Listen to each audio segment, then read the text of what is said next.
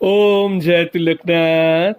সুধী ভক্তবৃন্দ, সুধী দর্শকবৃন্দ, সুধীজন এবং অতি অবশ্যই আমার বাবার প্রিয়জনেরা, আপনাদের সকলকে করজোড়ে প্রণাম, শ্রদ্ধাপূর্ণ নমস্কার, ভালোবাসা, শ্রদ্ধা জানিয়ে শুরু করছি আমাদের পরম প্রিয়, পরম আরাধ্য, প্রেমময় প্রেমাবতার শ্রী শ্রী লোকনাথ ব্রহ্মচারী, আমাদের প্রাণের ঠাকুর, প্রাণাধিক প্রিয় বাবার এক ভক্তের পাঠানো এক অদ্ভুত উপলব্ধির কাহিনী।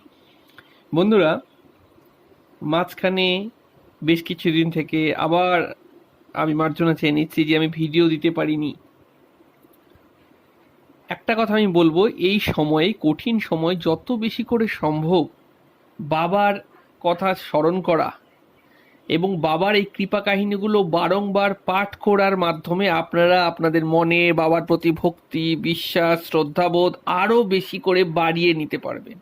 এবং এ বাবার কথা বারবার শুনে বা বাবার ছবি বারবার দেখে কিভাবে বাবার প্রতি শ্রদ্ধা বাড়ানো যায় সেই সম্পর্কে বাবা নিজেই একটি কথা বলেছেন। আজকে সেই সংক্রান্তই একটি ভিডিও আমার কাছে এসেছে, মানে করার সৌভাগ্য হয়েছে, আর সেটাই আপনাদের সম্মুখে নিয়ে আসছি। চলুন শুনে নেই। জয় ভক্ত মনোবাঞ্ছা পূরণকারী কল্পতরু বাবা লোকনাথের জয়। বা খুব সুন্দর বলেছেন।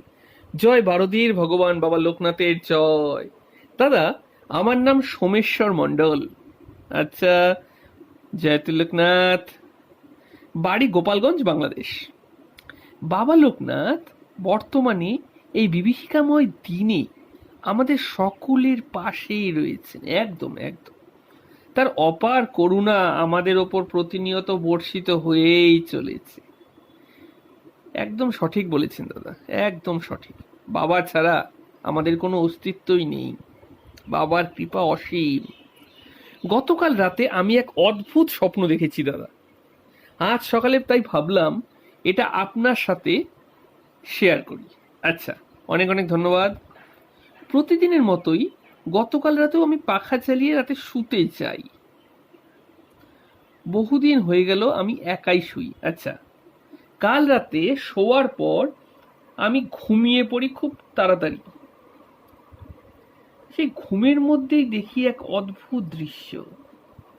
দেখছি ঘুমের মধ্যে আমি দেহ ছেড়ে উঠে বসেছি। বিছানায় তাকিয়ে দেখতে পাচ্ছি আমাকেই। আচ্ছা, আমি ঘুমিয়ে রয়েছি তখন। এবার না আমি বেশ ভয় পেয়ে যাই। এ কি রে বাবা, নিজেই আয়না ছাড়া নিজেকে দেখছি, মরে গেলাম নাকি? আর তখনই নিজের ভেতর থেকে এক অদ্ভুত নির্দেশ পাই দাদা, যে মহান পরমাত্মা জৈবিক আত্মারূপে আমার কাছে আসবেন এখন। আর সেই কারণেই আমার এই জাগতিক দেহের বাইরে উত্তরণ।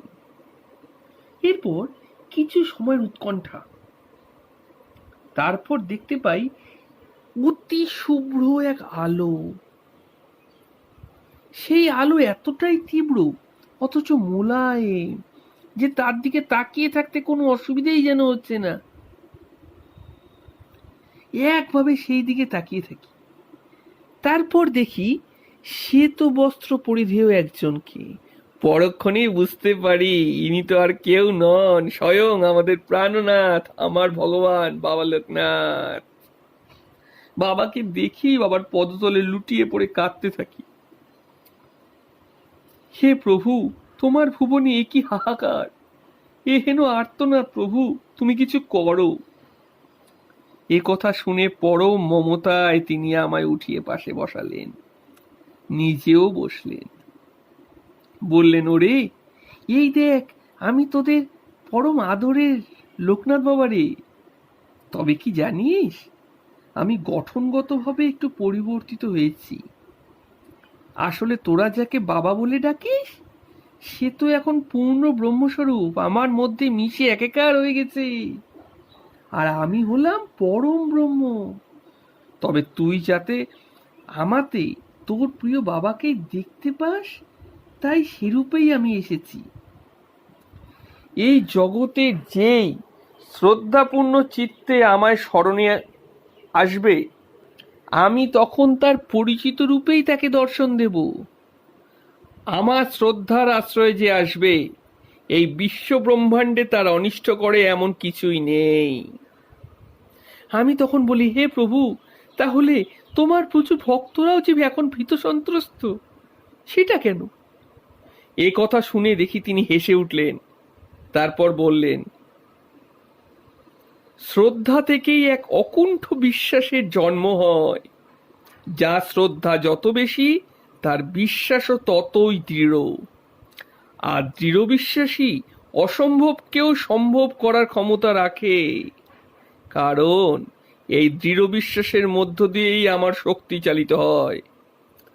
তখন আমি জানতে চাই, হে প্রভু, বর্তমান সময়ে কি কি করলে তোমার প্রতি শ্রদ্ধা বিশ্বাস দৃঢ় হবে? প্রভু বলেন, নিত্য অনুশীলনের মাধ্যমে যে কোনো জিনিসই বৃদ্ধি করা সম্ভব। এবার বলি, প্রভু, সাধারণ গরিব খেটে খাওয়া মানুষদের মধ্যে তো এই রোগের প্রাদুর্ভাব উল্লেখযোগ্যভাবে কম, সেটা কেন? প্রভু বললেন, প্রথমত তারা এই ব্যাপারে জানে কম, ফলে ভয়ও পায় কম। আর প্রতিনিয়ত শারীরিক পরিশ্রম তাদের শরীরকেও করে তোলে মজবুত। এরপর বলি, অতি সাবধানী লোকেদেরও দেখি এসব হচ্ছে, এর কারণ প্রভু? প্রভু এর উত্তরে বলেন, যারা প্রয়োজনের চাইতে বেশি সাবধানী তারা দিনরাত একে নিয়েই ভাবতে থাকে। এছাড়াও তাদের পক্ষে সবচেয়ে বেশি ক্ষতিকারক হলো তাদের ভয়, যা তাদের নিরাপত্তার অভাব বোধ করায়। আর এভাবেই তারা আমার থেকে সংযোগ বিচ্ছিন্ন করে ফেলে, যার পরিণাম ভয়ঙ্কর।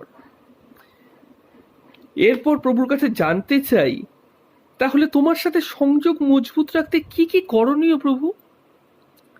প্রভু তখন বলেন, নিত্য আমার সাথে সখ্যতা গড়ে তোলা, আমাতে নিজের চেতনা সমর্পণ করে নির্লিপ্তভাবে থাকা, এভাবেই আমার সাথে সংযোগ মজবুত করা সম্ভব। আর এভাবেই সমাজে এক আদর্শ দৃষ্টান্ত স্থাপন করতে পারলে তা হবে আমার প্রতি তোদের যোগ্য শ্রদ্ধাঞ্জলি।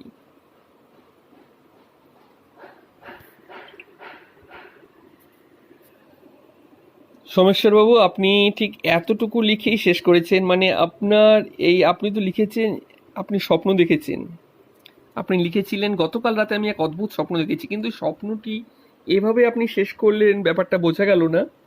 যদিও অতি অদ্ভুত, বর্তমান সময়ে অত্যন্ত প্রাসঙ্গিক বাবার নির্দেশ আমরা পেলাম। স্বয়ং পরমাত্মা রূপে বাবা মিলে মিশে একাকার হয়ে গেছেন, পাওয়া স্বয়ং পরম ব্রহ্ম।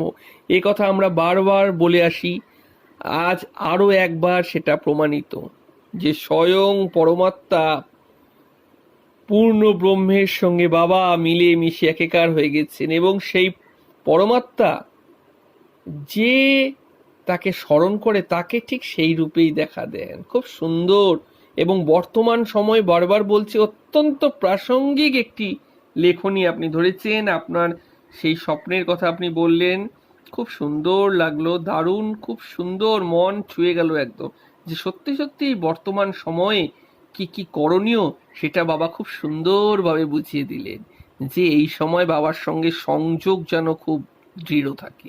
আর সংযোগ দৃঢ় করার জন্য নিত্য অনুশীলন, মানে বাবার কথা শ্রবণ, বাবার পুজো করা, বা মনে মনে বাবাকে ডাকা, এবং সেই সঙ্গে সমবলে বাবার এই ভিডিওগুলো দেখা, বা বাবার কোথাও কোনো ঘটনা শুনতে পেলে শ্রদ্ধার সঙ্গে সেগুলো স্মরণ করা, সেগুলো শ্রবণ করা, বাবার সঙ্গে সংযোগ দৃঢ় করার ক্ষেত্রে অগ্রণী ভূমিকা নেবে।